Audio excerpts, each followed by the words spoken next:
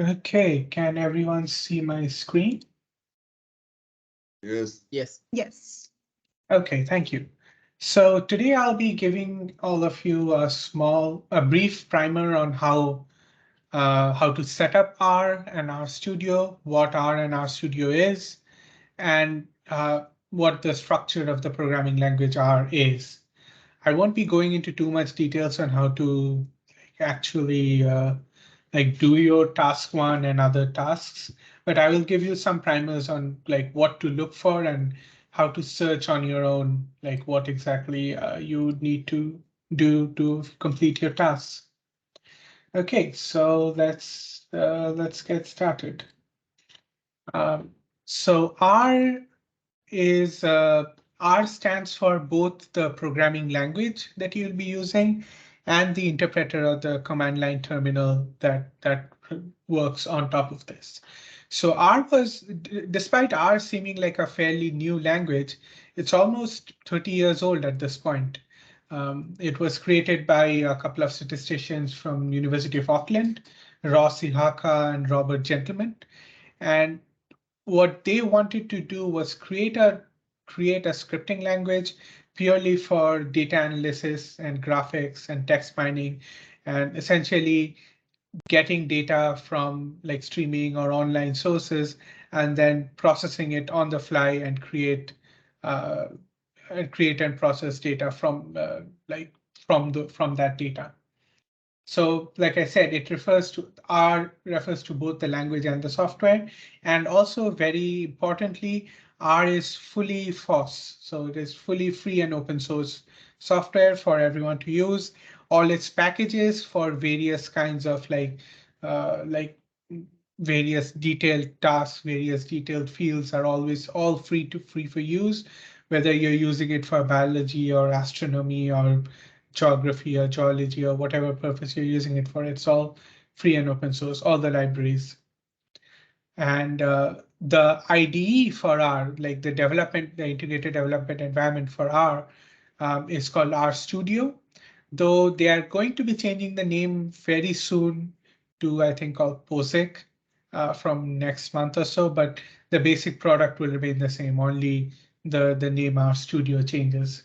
So RStudio, I'll go into more detail on how to install both of these things, but RStudio is a user interface or the IDE for working with R. You can work with R directly, but I always suggest using RStudio for it because it makes a lot of like interface tasks, importing your data sets, viewing and saving your plots, makes all of those things so much easier. So it is essentially wrapped around the R language, and it performs like all kinds of uh, extensions and other tasks that makes your life a lot easier. It is also free and open source, though there are obviously paid versions where you can run a RStudio server for a larger project and you can collaborate with others and things like that. So where do you get R and R Studio? So if you're following along, you can find RStudio at rproject.org and RStudio at rstudio.com. Those links might change, might not, but just Google them. You'll find all the details. I'll give you a brief like image tutorial on how to get R first, but make sure you download R first and then you get RStudio, just to make things easier. So just go to rproject.org. You'll find like the download R button, click on that directly. Then you'll find a lot of mirrors which are spread all over the world. Uh, Go scroll down to the US section, and wherever you are, whatever the uh, closest link is, get it from there. So for us in Houston, you get it from cran.microsoft.com, which is in Dallas, Texas. Then you just download R and you're done. And make sure that whether you're using Windows or Unix or Mac, wherever you're using it, make sure to always get the latest version and install it before you move on to RStudio. And like I said, RStudio is changing its name to POSIX from next month, but these things take time, but it shouldn't really matter for your sake.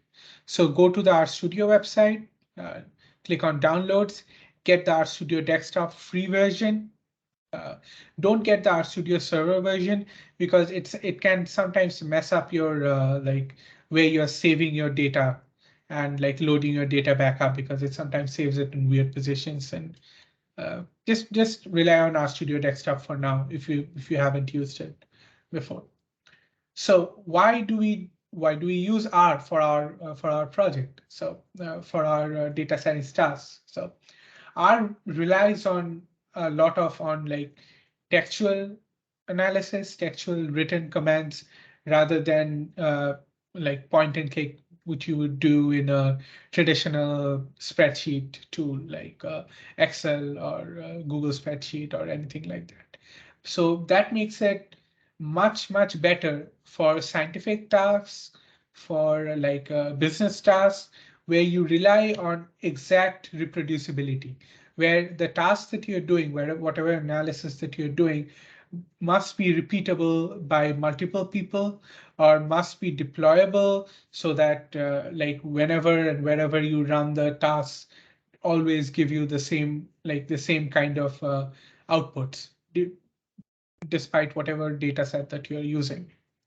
So, and that reproducibility makes it really good for scientific purposes, for research papers, for things like that. Because if you're publishing a paper or if you're publishing a report and you give people the data set, the data that the report or the research is based on, then whoever is reviewing your research or whoever is making use of that research must be able to run the exact same commands that you have done and get the exact same results.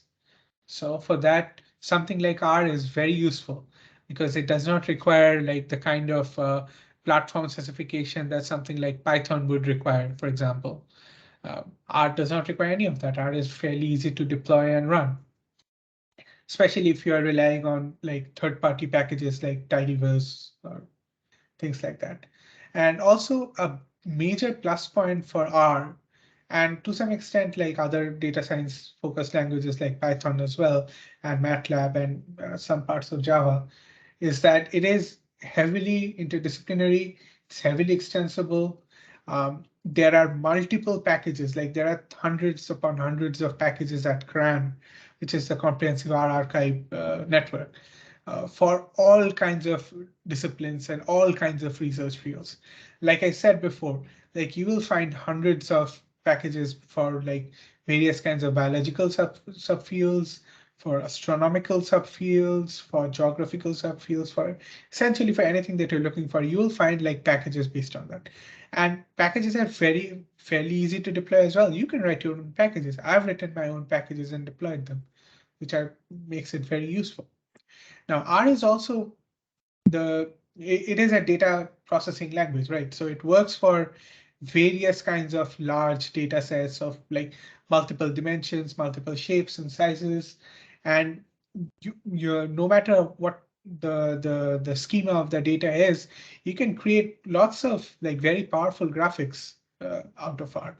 Now, I'm not saying you'll be creating like advertisement graphics from R, though you can if you want, but like a lot of scientific results, uh, publishable scientific results, and also like business reports and stuff are done through R. I'll not say most of them. Most of them are done through traditional data pipeline in something like Tableau, but R is also pretty powerful for that purpose. Also, it has a massive community. It is open source, it is cross-platform. It'll run on your Chromebooks, it'll run on your MacBooks, it'll run on Windows laptops, it'll run on essentially anything you can throw at it, it'll run. It also, like I've tested it, it'll run on Windows 98 as well. So first of all, let me give you a quick example of using RStudio and setting up a project. So uh, this is a working project in RStudio. So you see a bunch of things around on the screen. So I'll explain what all of these are next.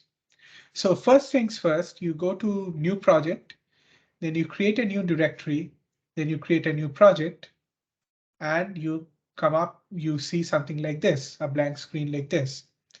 So you might not get this. The source panel is something that it depends upon which version of RStudio you're using. You might not get it initially.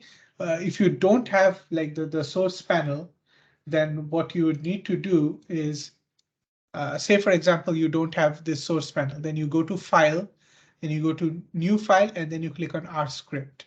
It'll create this source panel. Otherwise, what you will see is what you see here. You'll see the terminal, the environment, and the files and packages. So the source dialog box that you see here is where you write your commands like you would in a traditional like non-scripting language as well, like you do in Python or Java or wherever. And you can go write them line by line in this part. Next is the console, which is essentially the CLI, the command line interface, where individual you can type in your individual commands and they'll run directly. So whatever you type in your source location will be executed in the console. You'll be able to see it running in the console. I'll give you an example later on. Next is the environment and the history panel. You'll see if I'll show you later, if you import a data set or it'll show up here. If you create variables, if you create whatever you create within your R session will show up in this panel. It'll also show you things like all the commands that you have run before, the history of the data frames that you have run. Also, if you have the web version of R, it'll also show you like what connections you have to different panels. And this is where your working directory, whatever files you have saved in your directory will show up. This is also where you see the little plot thing. That is also where whatever images you generate, whatever plots you generate will show up as well. So keep it in mind that when you create a project, your working directory is set to that spot, right? So if you have a data set that is somewhere else, it becomes complicated to navigate to that data set if it is outside of the folder where you have created your project. So make sure that whatever data that you have, just copy and paste it into wherever you have created your project, or vice versa. Create your project in whichever folder all your data, like for your task one or for any other task that you're working on, make sure that they are like easily accessible. They're directly where you have created your project. Like I said, otherwise it creates problems in like navigation. So I suggest some subdirectories for you to sort out or classify your data that you have. So create a data subfolder for like the raw data that you would be given, and then a data output for example, for when you generate your z-scores, or for if you modify the original data set in some versions, keep that in data output. Create a folder called documents where you create all your reports, etc. And then a folder called figure output where you save all your plots essentially. And then finally, folder called scripts where you generate your where the R scripts that you write, that's where you save them. You don't have to do this. You can keep everything in a flat folder, but this will help you if you get into the practice for doing this. This will help you later on when you have not thousands maybe, but like multiple tens of data sets and modified data sets and scripts and etc. So let me give you a brief demonstration of interacting with R. So do you want to work directly in the console, which in RStudio is in the bottom left, or do you want to work in the script window, which in RStudio is top left? So in both cases, the commands in R can be typed directly within the console. But remember, whatever commands you type in the console, whenever you shut down R, whenever you close the console, all your commands are forgotten per session, like in a new session. So if you do a lot of like different analysis, and if you do lots of different forms of data wrangling, then it is much better that you save them all in the script, right? So whatever you do becomes reproducible. You can restart your session, and then you can run all the commands in your script all over again, just by command enter or control enter. Um, yeah, so you can run your commands from the script window to your R console simply by using control enter. So next, how do you accept commands? So in your R window, if you see the greater than symbol, it is ready to accept new commands in the console. If it shows a plus sign, then it means it is running your previous command, or it is waiting for a continuation of previous commands. So uh, don't do anything weird. And at any time, especially because you'll be running a lot of like complicated analysis, sometimes things might get stuck. You might have made a mistake and it might get stuck, or it might just take a long time. So at any time, press escape, it will cancel your commands. And it also shows up a little stop sign on the console window when it is working. And you can click on that stop sign to essentially stop the console. Now, a very important part of R are the packages in R. Like I said, the packages are created by like other users like you. You can follow the instructions and create your own package, and others might start using them. So these packages are created by other users. They are a massive library of functions, similar to if you have worked in Python or Java, they're similar to like, I don't know, the standard libraries in any of those languages. But the thing about R is like there are there are a lot of like very highly detailed targeted languages. In some ways, if you have used JavaScript, it'll it'll uh, it'll remind you of like node libraries in some ways. But I would say that our packages are not as destructive as node packages, and and they are not as interdependent. Though there are interdependencies, they are not as interdependent as something like node, and it won't crash your entire package if node goes down. These are also always free of use for all of you, and it just they perform a good purpose in like extending the capacity of R and allows us to do a lot of like extra things that base R does not allow. The main package repository, the main source of R functions, R libraries is CRAN, which is the Comprehensive R Archive Network.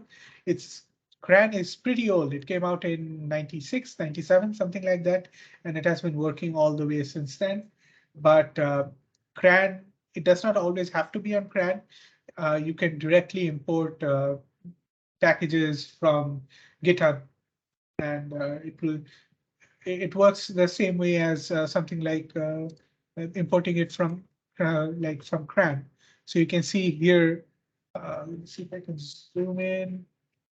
Yeah, you can see here that I've installed packages directly from GitHub as well as from CRAN. So both of these things work. So next, let me show you how to install or update packages. So in your RStudio folder, in the environment section in the bottom right corner, you'll find there's a tab called packages. You'll find a bunch of packages have already been installed. Um, like you probably won't have ambient installed, but you'll probably have base installed, datasets installed, and a bunch of other things similar to that. So yeah, like I said, it's fairly easy to install them from there. You click on install, you click on this install button right here, and then you type in like if you are looking for a particular particular package that you have seen on the internet for some purpose or what, then you just type it in. Like in this case, I'm showing you tidyverse. Then you click install and you're done. So sorry. Next, we talk about the vocabulary and the structure of R, because it is slightly different from what you may be used to, but it is not very complicated. And as always, like if you're stuck, there's a bunch of like R tutorials on the course website, and there are hundreds of tutorials on Google that'll help you out. And also your TAs, me and Naveed are also available for you to ask for help during our office hours or any other time. So the first things first, we talk about creating objects in R. So create an object, we give it a name similar to like any other programming language that you've used, followed by the assignment operator, which is which might be slightly different, followed by the value of it. So the assignment operator is an arrow. So the arrow is the less than symbol followed by a dash.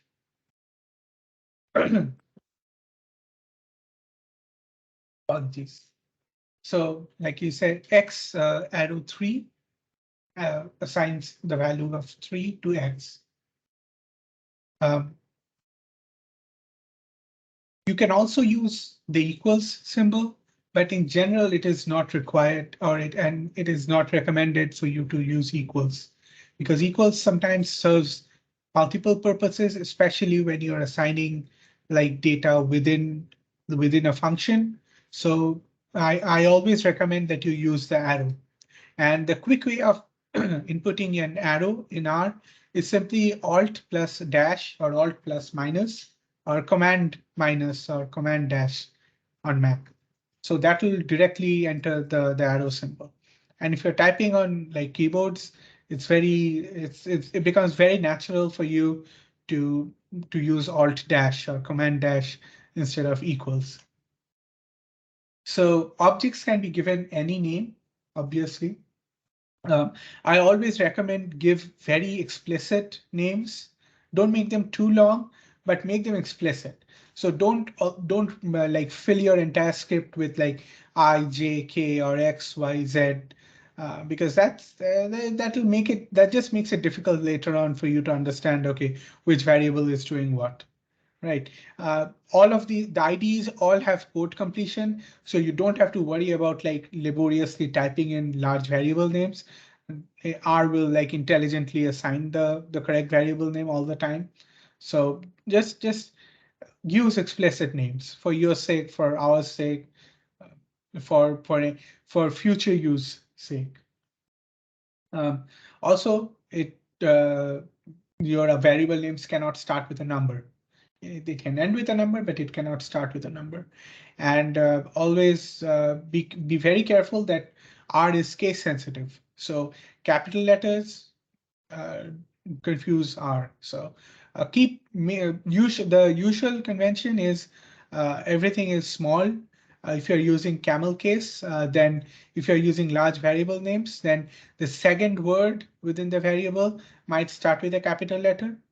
Just for these are not essential, but these are just suggestions for you to follow. And also try to be careful that whatever variable that you create is not the name of a function in R. That creates namespace difficulties, and that is very difficult to debug, especially if you accidentally rewrite a very important function within R itself with a variable, and then it crashes things. Also, you might be used to having dots in object names from other programming languages.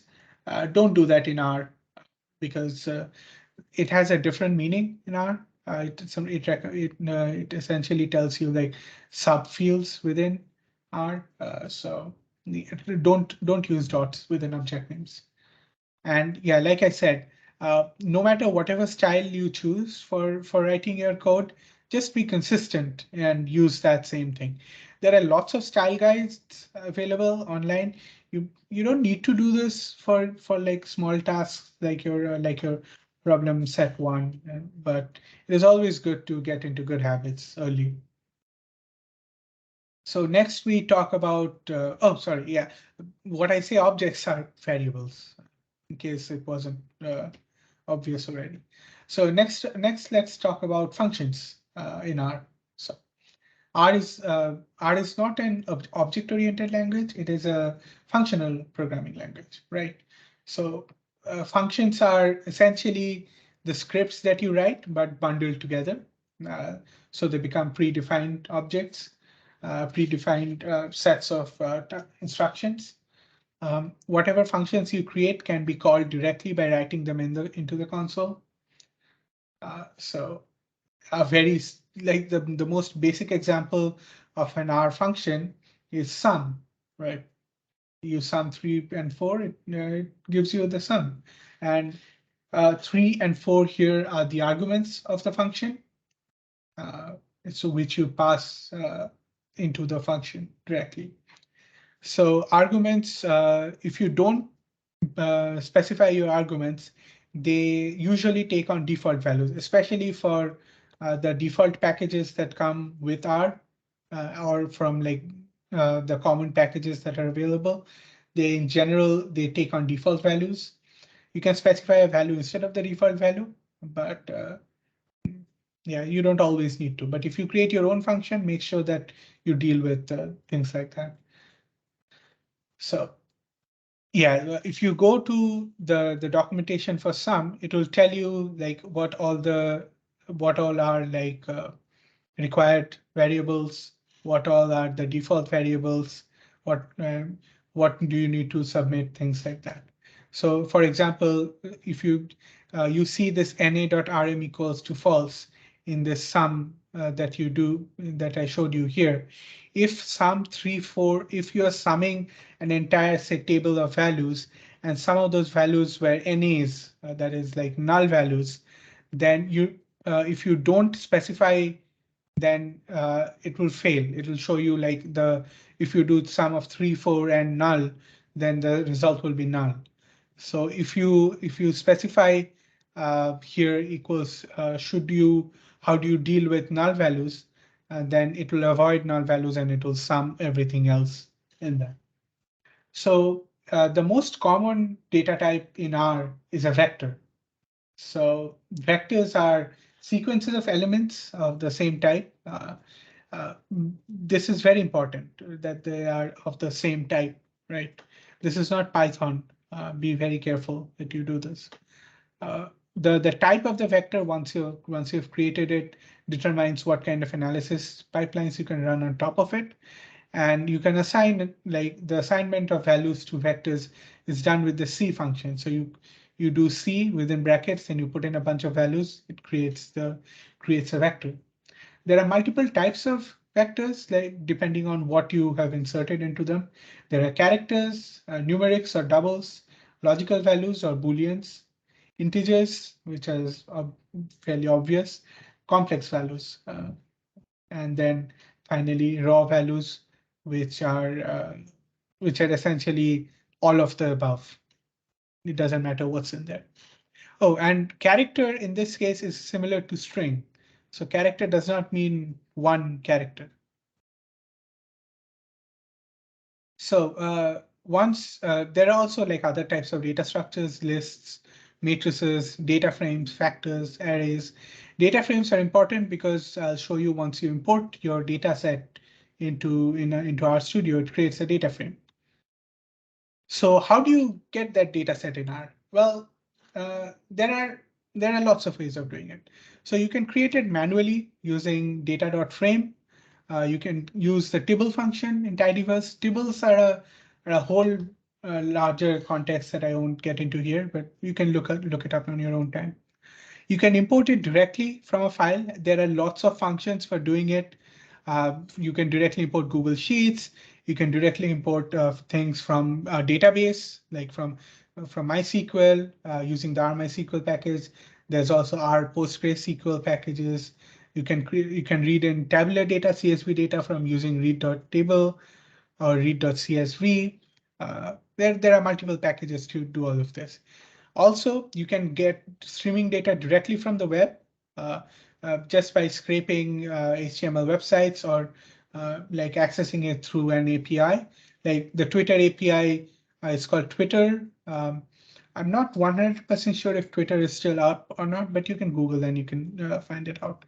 So yeah, these are a couple of examples, rcrossref, WDI for different purposes. But you don't have to do this. Let me show you. Let me give you a quick tutorial on how to do this. So let me create a new package, a new project. Yes, save. New directory, new project. Let's call it our project. Great project. OK, so here you have the console. So like I said, first things first, we create a little script file. OK, and you see that we don't have any of the data here. So let's bring in the data. This is the data set that you'll be working on, the process managed reverse data set. So we go into the folder we created the project, we paste it in. You see it's appeared here. Now, there are multiple ways of importing this data set into R, but the easiest way of doing this, just once it has shown up in this spot, click on it, import data set. And hang on, let me see if you can, oops. Here, it has shown up here. You can see that this is the script that it is running to do this. You change the name instead of having this massive name, just call it, I don't know, manage data. And then you import it and it's here. Your data set has been imported directly into the thing. Right. And it's so much easier for you to do this instead of writing complicated code for doing this. So this is why I suggest always using our studio. So the rest of it, I'll go through it very quickly. So there are multiple ways of selecting and removing columns from within the data frame that you just saw me create.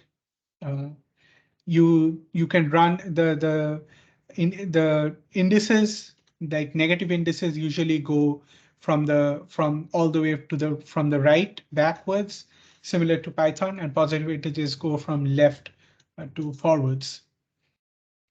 There are multiple ways of manipulating the data that you're using. So one of the things is that if you have multiple data sets with similar names and you want to access their attributes directly, what you do is you run attach and then the name of the data frame that you created. Then you're able to directly access the columns within that data set much easier. And then once you're done, you run detach and then that data set. You usually do this within a scripting within the R script area so that all your data manipulations remain constrained within this attach and detach. Similar to opening a file in another programming language and then closing a file. So you keep everything in between them just to make sure things don't get out of hand and you don't have namespace problems. So you can sample your data sets essentially simply using the sample command. Look into the help functions to figure more out of or what different forms of sampling are present in Python. You can go to CRAN rproject.org and our data, and there's a lot of information on how to import data into your current session. So a bunch of more useful common operations for data purposes is merge, cbind, and rbind. Cbind essentially binds new columns. Like say for example, you have created new column for for your Z values, then you use cbind to add it, or rbind to add a new row to your data set. And merging is essentially what it means. So I can talk a lot about visualizations, but the easiest way of doing it is A/B lines. A/B lines adds essentially straight lines regressions onto a plot, onto whatever you are creating, whatever data set that you have. And LM fits a linear regression model to whatever data set that you have provided it. So the way of running LM is like LM X2, then you put in tilde and X1. X2 and X1 are the different attributes that you're running it on. And AB line would generate a line for that particular regression. If you just run the LM command, the linear regression model command, it will also show you the coefficients, the intercepts for the regression that you just ran. Now box plots. So this is what you would be using for your first assignment. Um, uh, like it shows here, it is very simple to do, but look into the help functions because there are things that you can modify within boxplot. I won't go into too much detail because I want you to explore how box plots work and like what you can modify, how you can change the visualizations. But here X2 and X3 are the attributes that you're plotting the box plot for. And my data is in our case, it would be managed data. And the box plots would be like all the different attributes within them. So this is a very basic version of the box plot, but you can obviously look up the help functions, talk to me later uh, during the office hours, and we can help you more if you get stuck somewhere. And finally, histograms. Histograms are very easy to create.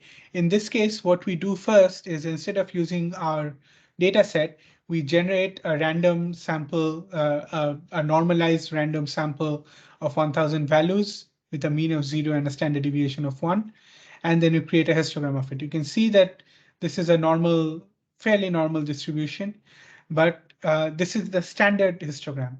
Now, if you want to change the number of bins, you use the breaks command, and if you want to detail on how many bins that you used to use, then you use a sequence command to create a sequence of numbers from -5 to 5 divided, each of them separated by 0.5. So what this does is -5, then -4.5, then -4, 3.5, and so on and so forth. So it creates those values, and then it creates the bins based on those values. OK, so there are multiple visualizations available on our scatter plot, 3D plots, dot plots, lines, pie charts, 3D pie charts. You can explore all of them at your own time, or you can ask us for questions later on. So if you have problems, go to the RStudio help interface, which is built into RStudio itself. It should help you a lot, like for any kind of functions that you have. And obviously, the easiest way is just do R and then Google it. So also, if you have problems when you're coming to us during office hours, use session info and tell us what you see when you run session info, because that is often helpful for telling us like if you have multiple variables like overwriting each other and creating problems in your case. So yeah, that's it for me. So if you have any questions, please ask them now or come to us during office hours or email us. Oh, sorry, I hadn't seen your question, Pedroza. I'm sorry. But yeah, vectors are essentially arrays or lists in Python. OK, if you have any questions, please ask them now, or we are almost done for the day, I think.